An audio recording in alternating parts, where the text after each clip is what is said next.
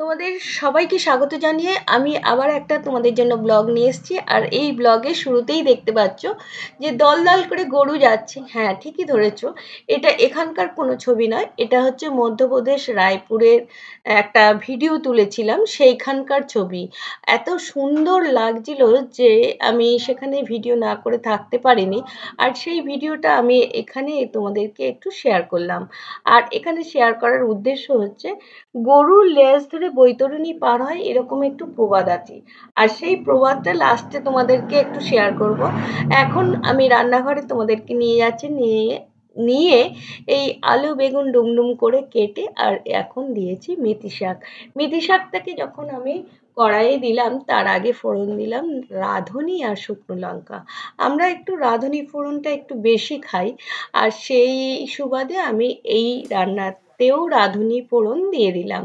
রাঁধুনি ফোড়ন দেওয়ার পর একটু নাড়াচাড়া করে হালকা একটু জল দিয়ে আমি একটু ঢাকা দিয়ে দিয়েছিলাম। তারপরে সেটা রান্না হয়ে যাওয়ার পর এখন একটু কপি দেখাচ্ছি। কপিটা হয়ে গেছে, লাস্টে নামানোর সময় একটু ধনেপাতা দিয়ে দিলে। কপিটা রান্না করার আর রেসিপিটা দেখালাম না।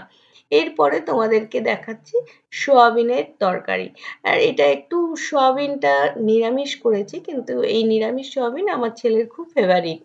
আর এরপরে তোমাদের ভেটকি মাছের কাটা ভাজি, সেটা একটু স্ক্রিনে দেখিয়ে দিচ্ছি। ভেটকি মাছের কাটা সচরাচর আমাদের এখানে পাওয়া যায় না, পাওয়া গিয়েছিল বলে আমি নিয়ে নিয়েছি। আর কি কি মশলা দিচ্ছি তোমাদের একটু স্ক্রিনে দেখিয়ে দিচ্ছি।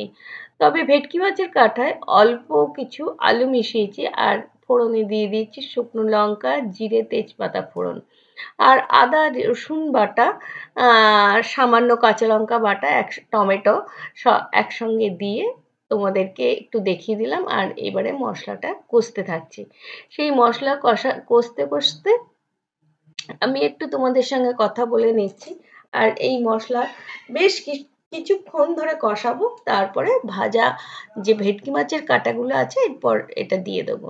তারপরে নিয়ে আসছি যে এই বেগুন পোড়া নয়, বেগুন সিদ্ধ। বেগুন সিদ্ধর সঙ্গে দিচ্ছি সর্ষের তেল, নুন আর এই ধনেপাতা।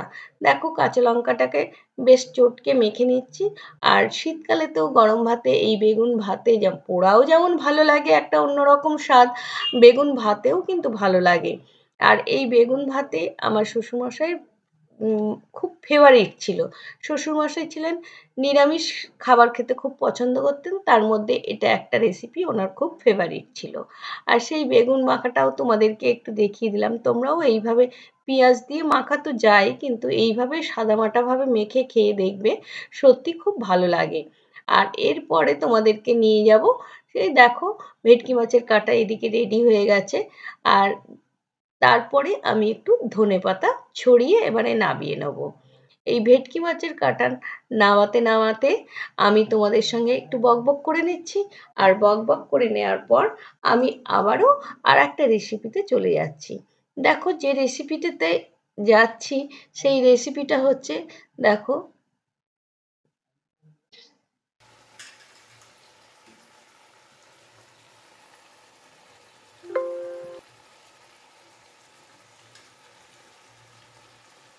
শীতকালে যে কোনো রান্নার ওপর ধনেপাতা ছিটিয়ে দিলে বেশ রান্নার স্বাদটা আলাদা মাত্রা এনে দেয়। আর আমিও ভেটকি মাছের কাটার রান্নাটা হয়ে গেছে বলে আমি ধনেপাতা ছিটিয়ে এবার নামিয়ে নিলাম। আর এদিকে আজকের দিনটা একটু স্পেশাল। আজকের দিনটা ছিল শ্বশুরমশাইয়ের মৃত্যুবার্ষিকী। শ্বশুরমশাইয়ের মৃত্যুবার্ষিকী 13 বছর পূর্ণ হলো। আমি এই 13 বছর ধরেই এই নাম গান করি। শাশুড়ি মায়ের মৃত্যুবার্ষিকীতেও করি আর শ্বশুরমশাইয়ের মৃত্যুবার্ষিকীতেও করি। দুটোর ক্ষেত্রেই করি, বছরে দুবার বাড়িতে নাম দিই।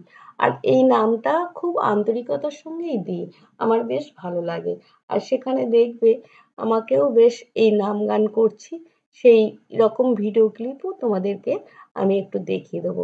আর কিছুটা নাম হচ্ছে তোমাদেরকে একটু শুনিয়ে দিই।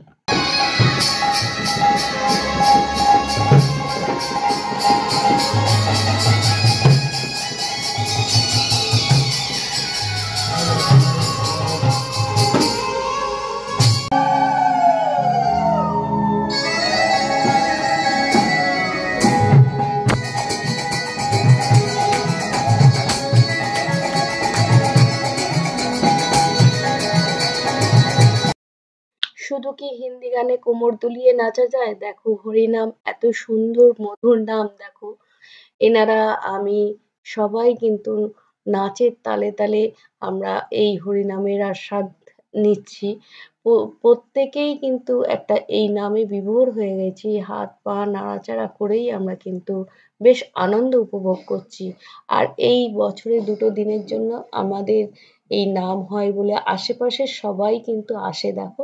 সব বয়োজ্যেষ্ঠরাই এসছেন এবং তারা খুব আনন্দে নাচানাচি করছেন যে হরিনাম সত্যিই খুব মধুর নাম, যে এই বয়সে এত সুন্দরভাবে উপলব্ধি করা যায়, এত আনন্দ দিতে পারে, যেটা ফাংশনে গিয়ে হয়তো সিনেমা দেখে হয়, কিন্তু এই নাম গানে যে এত আনন্দ হয় আমিও খুব আনন্দ করি।